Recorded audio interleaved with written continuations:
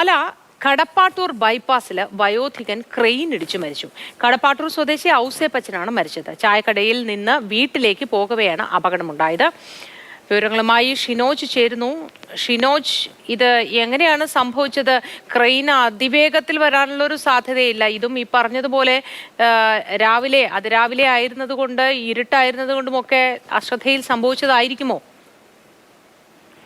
മോത്തി, ഇന്ന് രാവിലെ 8:15 കൂടിയാണ് ഈ അപകടം നടക്കുന്നത്. കടപ്പാട്ടൂർ ബൈപ്പാസിൽ ഗ്രാമീണം സ്വാശ്രയ സഹകരണ സംഘത്തിന് മുന്നിൽ വെച്ചാണ് അപകടം ഉണ്ടായിരിക്കുന്നത്. അപകടത്തിൽ കടപ്പാട്ടൂർ സ്വദേശിയായിട്ടുള്ള ഔസേപ്പച്ചനാണ് മരിച്ചിരിക്കുന്നത്. എന്തായാലും ഈ റോഡിൽ തിരച്ചു വീണ ഔസേപ്പച്ചന്റെ തലയിൽ കൂടി ഈ ട്രെയിനിന്റെ ചക്രങ്ങൾ കയറി ഇറങ്ങി എന്നാണ് നാട്ടുകാരിൽ നിന്ന് നമുക്ക് മനസ്സിലാക്കുന്ന വിവരം.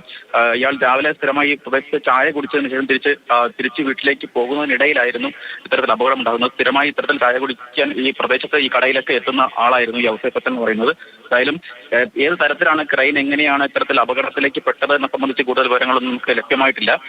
എന്തായാലും മൃതദേഹം ഇപ്പോൾ പാലാ ജനറൽ ആശുപത്രിയിലേക്ക് മാറ്റിയിട്ടുണ്ട്. ഈ പാലാ ഫയർഫോഴ്സും അതുപോലെ തന്നെ പോലീസും ഒക്കെ എത്തി ഈ അപകട സ്ഥലവും അതുപോലെ തന്നെ വാഹനത്തിന്റെ ടയറുകളും ഒക്കെ ശുചീകരിച്ചിട്ടുണ്ട്. ഇടയ്ക്ക് ഈ അപകടം ഉണ്ടായ സമയത്തൊക്കെ തന്നെ ചെറിയ രീതിയിലുള്ള ഗതാഗത തടസ്സവും ഈ മേഖലയിൽ ഉണ്ടായിരുന്നു. പക്ഷേ ഇപ്പോൾ അതെല്ലാം മാറ്റി ഗതാഗതമൊക്കെ ഇപ്പോൾ സുഗമമായിട്ടുണ്ട്.